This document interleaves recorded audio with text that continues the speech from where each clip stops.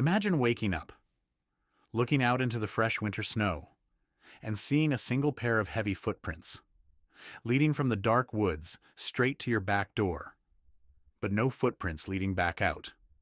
This is not a ghost story. This is the true story of the Hinterkaifeck murders, one of the most terrifying unsolved cold cases in human history. It was late March in 1922, on a small, isolated farmstead deep in the Bavarian countryside of Germany. The farm, known as Hinterkaifeck, sat miles away from the nearest village, surrounded by dense, oppressive pine forests. Living on this secluded property was the Gruber family, Andreas Gruber, his wife Cecilia, their widowed daughter Victoria, and Victoria's two young children, 7-year-old Cecilia and 2-year-old Joseph.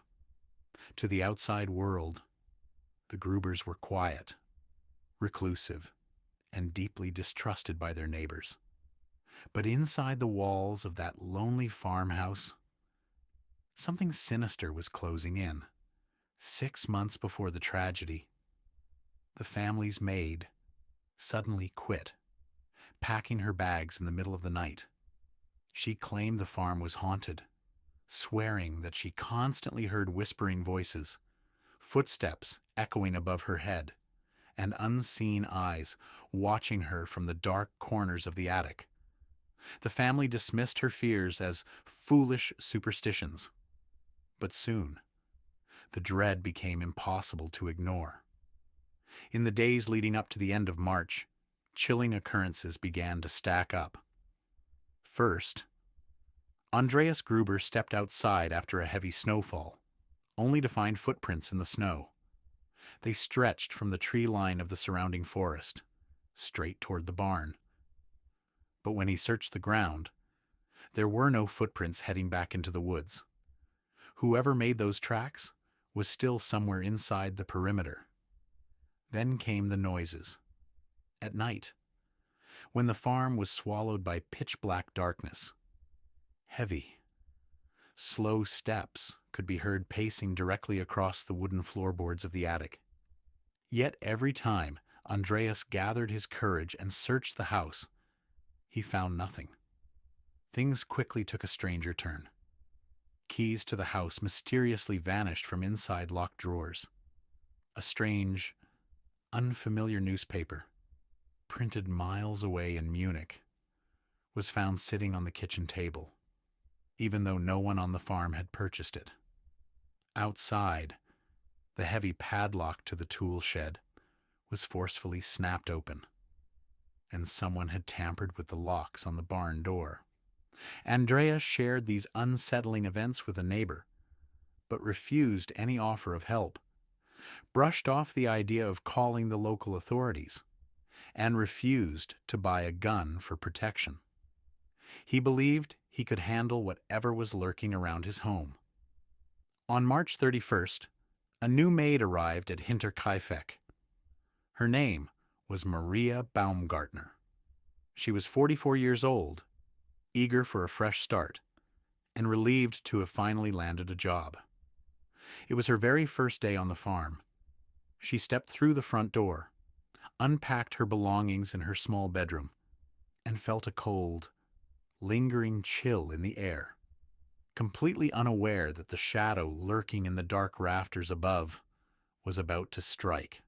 The ultimate nightmare isn't what is waiting for you in the dark outside.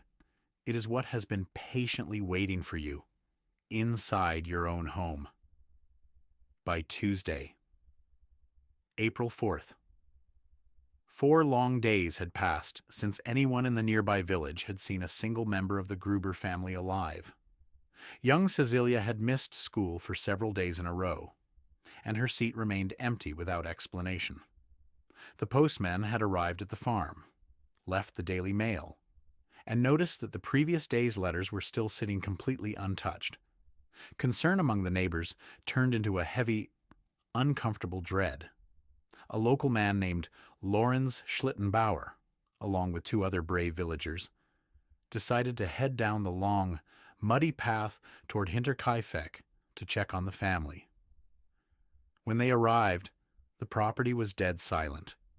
No smoke was rising from the chimney into the cold April air. The front door was locked tight. The silence was absolute, broken only by the uneasy, restless shifts of cattle inside the barn. The men slowly approached the sliding doors of the barn and pushed them open. The air inside smelled thick, metallic, and heavy with decay. Stepping into the dim light, they noticed a pile of loose hay covered by an old, discarded door. Lawrence reached down, pulled the door aside, and stumbled backward in sheer terror. Stacked carefully on top of one another in the straw lay 4 bloodied corpses. Andreas Gruber, his wife Cecilia, their daughter Victoria, and 7-year-old Cecilia. Panic set in. The men rushed out of the barn and burst into the main house, desperately searching for the rest of the household. In the small maid's room near the kitchen, they found the body of the new maid, Maria Baumgartner. She had been brutally struck down, lying lifeless in her bed before she had even had a chance to finish her first full day on the job. Finally, they stepped into Victoria's bedroom. Inside a small, delicate bassinet lay 2-year-old Joseph. He had been crushed, struck down through the canopy of his own crib. 6 victims, an entire family erased in a single night of unthinkable violence. When investigators examined the scene, they quickly identified the murder weapon left behind by the killer. It was a mattock, a heavy, sharp farming tool resembling a combination of a pickaxe and an adze. The blunt end had been swung with terrifying precision, shattering skulls and leaving deep, fatal wounds. Forensic analysis revealed a horrifying sequence of events. On the night of March 31st, the killer had hid in the dark barn, luring the family members out one by one. First Andreas, then Victoria, then the elderly mother, and finally young Cecilia. As each person walked into the shadows to investigate a strange noise, they were instantly struck down. Even more tragic was the fate of 7-year-old Cecilia. Autopsy reports later revealed that she did not die instantly. She lay trapped in the straw, surrounded by the bodies of her parents, suffering for hours in the dark, pulling out clumps of her own hair in agony before finally succumbing to her wounds. It was a bloodbath of unimaginable cruelty. But as investigators began to dig deeper into the physical evidence on the farm, they discovered something far, far more disturbing than the massacre itself. The most chilling part of a murder isn't always the act itself. It's the realization that after the slaughter was over, the killer didn't run away. When Detective Georg Reingruber and his team arrived at Hinterkaifeck from the Munich Police Department, they expected to track down a murderer who had fled miles across the German countryside under the cover of night. But as they gathered physical evidence from the crime scene, a deeply disturbing reality began to emerge. The autopsies confirmed that all 6 victims had been killed on Friday night, March 31st. Yet for over 72 hours following the massacre, the farm was far from abandoned.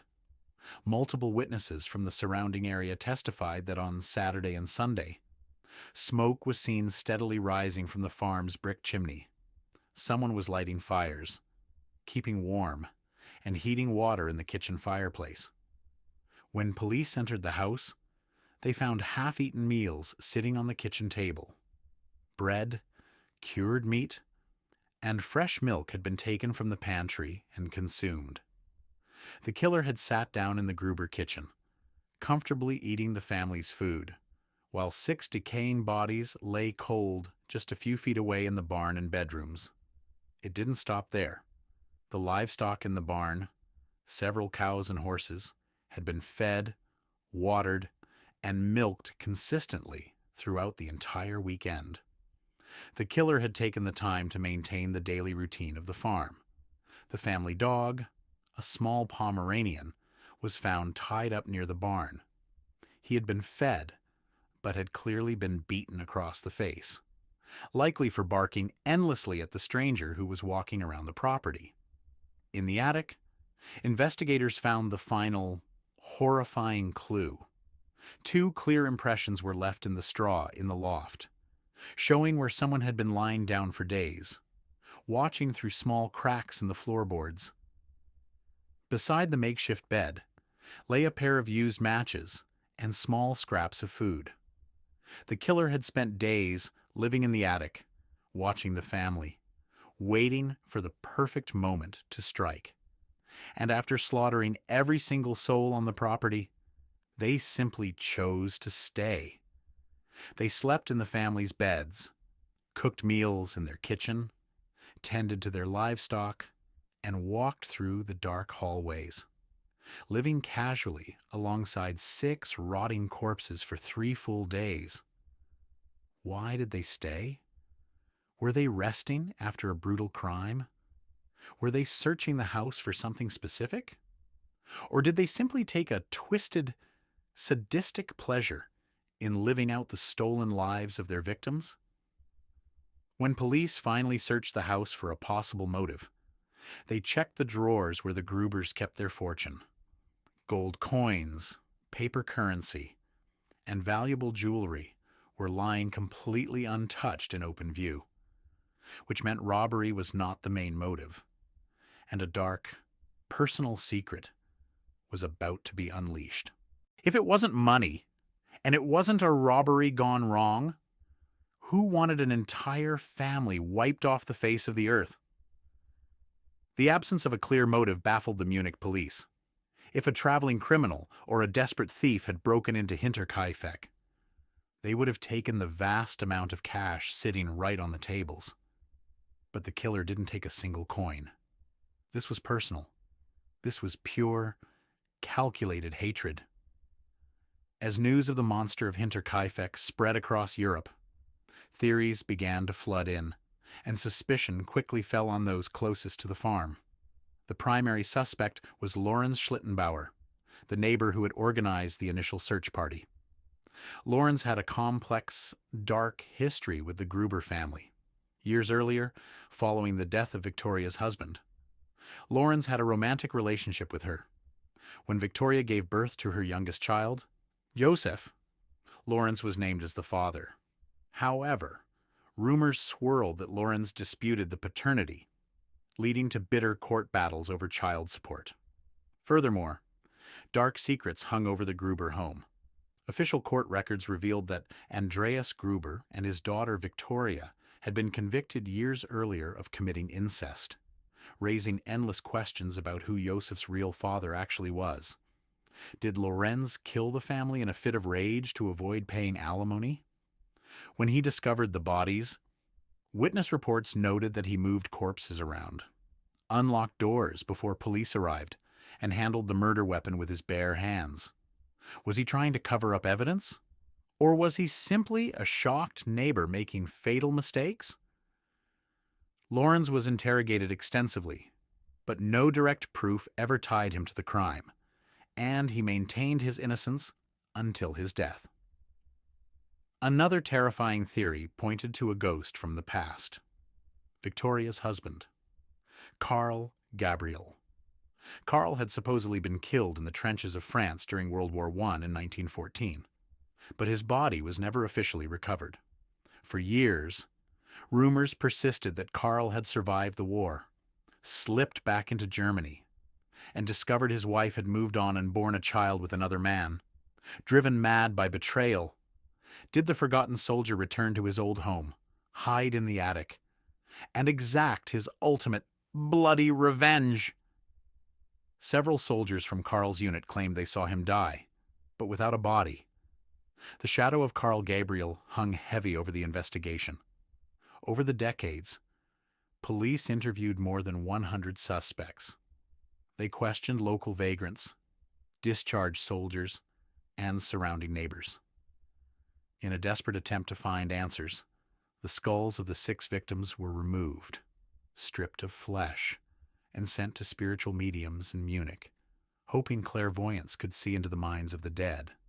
But the mediums provided nothing, and the skulls were ultimately lost in the chaos of World War II. In 1923, 1 year after the nightmare, the villagers destroyed the Hinterkaifeck farmstead, razing it to the ground. Today, nothing remains of the property except a lonely memorial shrine, standing in the middle of a quiet, open field. More than a century has passed. The weapons have rusted, the suspects have died, and the case files sit closed in the archives of the Munich Police Department. To this day, the wind still sweeps across the frozen fields of Bavaria, keeping the secret of Hinterkaifeck buried deep beneath the dirt. What do you think really happened on that dark night in 1922? Was it a jealous neighbor? A vengeful husband returned from the dead? Or a nameless monster who walked out of the woods and back into the shadows? Leave your theory in the comments below. And don't forget to like and subscribe for more true crime mysteries. That will keep you awake at night.